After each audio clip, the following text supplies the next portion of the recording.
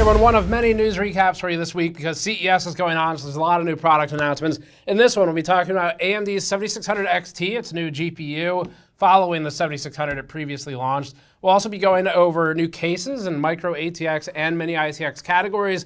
Micro-ATX actually this year getting a lot of attention from the case manufacturers, and we only really have a couple of them in here. There's more to talk about later.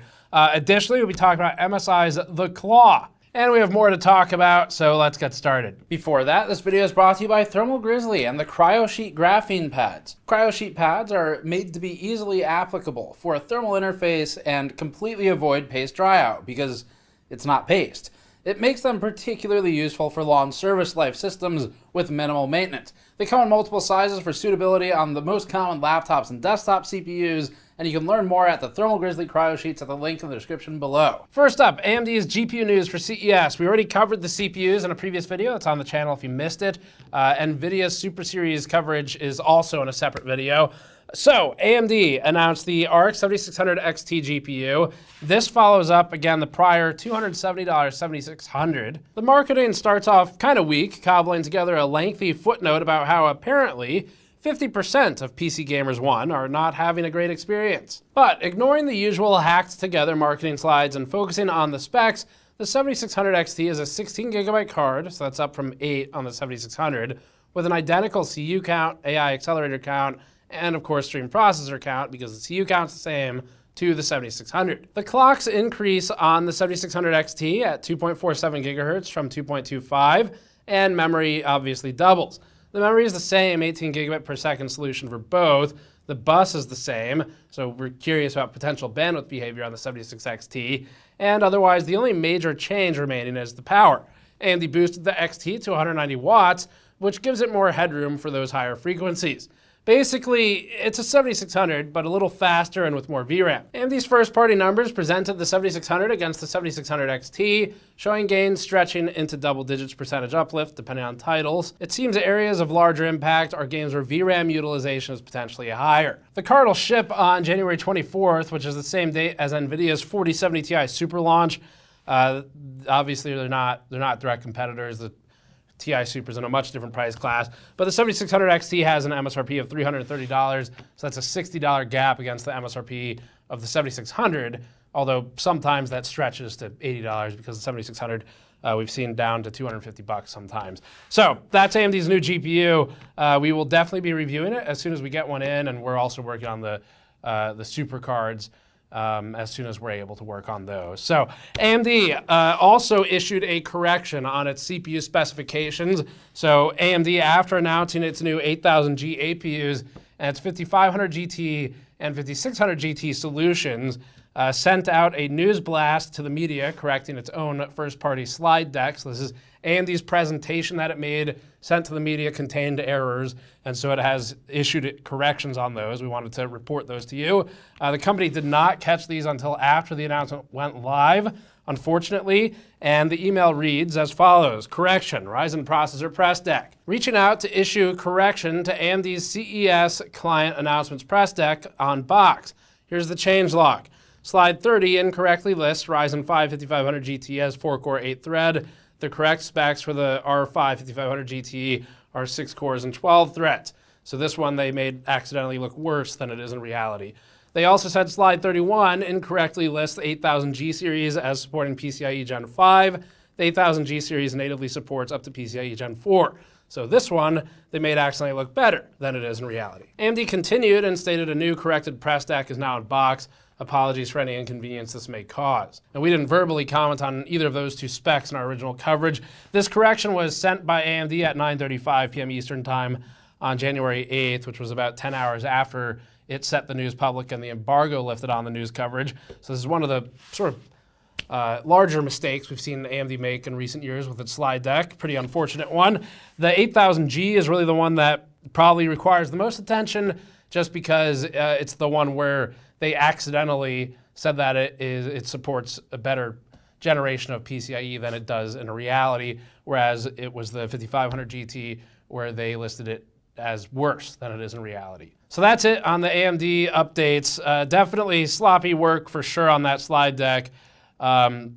they really should not be letting that stuff get all the way through all of the media channels and published before someone internally goes, wait a minute, isn't that processor 6 cores? But anyway, that's the update from them. Okay, DeepCool up next. So this one, DeepCool stopped by our office on the way to CES to show us their new lineup of cases and coolers. DeepCool was on a tear last year with the AK620 and the AK400 coolers, and then the DeepCool Assassin 4, which was a massive turnaround from the last time we reviewed an Assassin, where we complained about the sort of false advertising of the heat pipes. So the company's done a big turnaround since then, and their product quality's gone up a lot in the last year from the stuff we've tested. Now, they had a new case and a couple of new coolers and fans, so we'll cover those. Starting with the case, they have 2 smaller form factor ones coming out. One is an ITX lunchbox that can fit up to an Assassin 4 cooler in it, which is comically large inside of a case of that size. The other is the same case, but stood vertically and with a display included. That one is micro-ATX. We only have this one shot of it, as we didn't have it locally. The Lunchbox ITX case we do have, though. That has mesh all around and a glass side panel. The feet are screwed in directly to the mesh, so they can be repositioned or removed. The handle also makes the system relatively portable, and we'll be reviewing this soon, so check back for that. DeepCool also announced the new Assassin 4S White, which is a single fan only variation of the Assassin 4. For the most part, it's identical to the Assassin 4, but with the back fan removed. This keeps it more symmetrical as well. The cooler's middle fan is new, using an off-gray coloring with a 7-blade design, down from 9 previously. This change was to accommodate the difference in pressure from losing the second fan, plus an acoustic consideration. DeepCool expects it to be 1 to 2 degrees different from the original Assassin 4 and hopes to ship in February for around $80. As for the fans, DeepCool is launching a new series of 3-phase, 12-slot, 10-pole fans in the FT series. These are the FT12 and FT14, using a similar hub design to the AN600 that DeepCool previously launched. These have transparent windows into the central hub, inside of which there's a ring of white LEDs to light up the copper coils. On the non-slim models, the LEDs can be toggled on and off with a physical switch on the fan body. The fan blades have rounded edges at the tip to help reduce noise, so that's a change. The distance between the blade and the housing is 0.5 to 0.9 millimeters, depending on where you measure and which particular fan size you're talking about. And the company is targeting under $30 for these fans, with hopes to compete with other high-end solutions. Finally, they also had a set of new liquid coolers called Mystique and Mystique Plus. The Mystique cooler uses the new FT12 SE fans in an LED-less variant for the liquid cooler. These will be available in 240 and 360 millimeter variants and include a 620 by 480 display with a gyroscope, which means that the display will actually automatically rotate based on the orientation of the case. So that's kind of a nice feature. Now this one can play GIFs. Yeah, that's how I say it. Fight me. Come get my graphics card. And it'll cost $190 to $200 for the 360 and $150 for the 240. The Mystique Plus model will come in 360 and 420 millimeter options. It uses a 480 by 480 screen, and it can play full videos on the screen as well. Pricing's expensive. It's $230 for the 360 and $260 for the 420 cooler. But DeepCool noted that its target for these particular coolers, especially the video playback one, is to be one of the more affordable options out of the video playing liquid coolers that are on the market, which is an oddly exploding market right now. Like we were talking with one of the companies in the industry, and we were sort of shocked to hear just how much more popular their screen-based coolers were than everything else they sell. So apparently that's a large selling market. All right, Cooler Master up next and other ITX news. So Cooler Master officially launched its NCore 100 Max. This is a mini-ITX case that was originally shown at Computex last year. We're actually working on a review of the case right now. We have them here.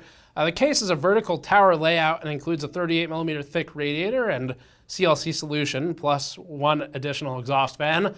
The layout is compartmentalized into 2 chambers, with the entire case being expandable using a swappable top panel. That's kind of the main interesting feature for it, because it pushes the aluminum sides out to accommodate larger video cards. Or you could use the smaller of the panels to make it have an overall smaller footprint. It also includes an 850 watt power supply. The NCore 100 Max is a really interesting case. We've liked working on it so far, actually, so definitely check back for the full review very soon, because this one should be a fun and relatively positive review from what we've seen so far. We'll include one more case in the roundup for news today. This one is the Thermaltake Tower 300. So this is another in the trend of micro-ATX cases. Of course, supports mini-ITX as well. It sort of looks like an escape pod or a time capsule or something. It's like an escape shuttle from Star Trek. And this uses chamfered edges with an optional base to support an angled presentation to the user. Thermaltake calls this a micro tower. The case supports ITX and micro-ATX boards. They are situated centrally with the CLC or fan mounting on the right side and GPU mounting on the left side, at least when oriented vertically. There's an optional 3.9-inch LCD kit for the bottom of the case, and then there's an optional chassis stand to allow that angled representation. The case really is meant to present the system to the user in a similar way that the Height Y60 started with its angled corner, but the Tower 300 is completely unique in its variation on this new trend. We might look at this case as well in our reviews, not sure yet though. So we currently have the NCore 100s almost done. We have another one we can't talk about yet.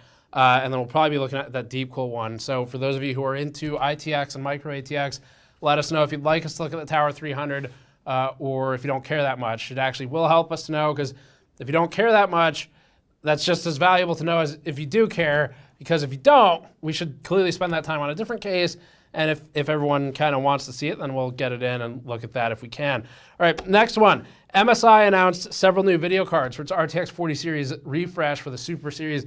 But one in particular has caught the eye of a bunch of people online, and that is the new Expert GPU. So the Expert model card, which apparently has graceful power, uses a similar fan solution to the NVIDIA Founders Edition cards. There are two fans and a push-pull configuration with flow-through at the right edge. The shroud is built using die-cast aluminum, giving a unique and polished look that deviates hard from MSI's usual plastic red and black shrouds. MSI says it uses a mix of heat pipes and a vapor chamber for cooling. The big thing that seems to be getting everyone excited about this one is that die-cast aluminum shroud with the almost champagne sort of coloring on it. So a big deviation from what MSI typically produces. Definitely looks like a much more mature design than some of the gamer cards. Not that there's necessarily anything wrong with those. They certainly sell enough of them, but this will be something different. And I actually do want to test this one to see how it does versus the Founders Edition, because there are a lot of similarities in the design, and FE's been pretty popular this time around. So in other MSI news, they also announced their Claw gaming handheld. So the Claw A1M device is particularly noteworthy for its utilization of an Intel solution rather than AMD. MSI is using an Intel Core Ultra 7 155H processor. These mobile CPUs are 16-core parts. They have 6 P cores and 8 E cores, plus 2 low-power E cores. The total thread count with hyperthreading is 22. Max turbo is 4.8 gigahertz. And as for the handheld itself, MSI says it ships with a 53 watt-hour battery, and it uses Cooler Boost Hyperflow, which sounds like the next big energy drink brand. MSI is going with the RGB illuminated thumbsticks like Asus used, and a form factor that's familiar to the DEC and the Ally devices. The specs note a 7-inch 1080p touchscreen display at 120 Hz, LPDDR5 6400 memory, Intel Arc graphics, Hall effect analog triggers and Hall effect analog sticks, and a fingerprint sensor, among other things. MSI's press release also noted a 2-hour battery life under full load. We'll have to test it and compare against other handhelds to put that into perspective as soon as we get one in.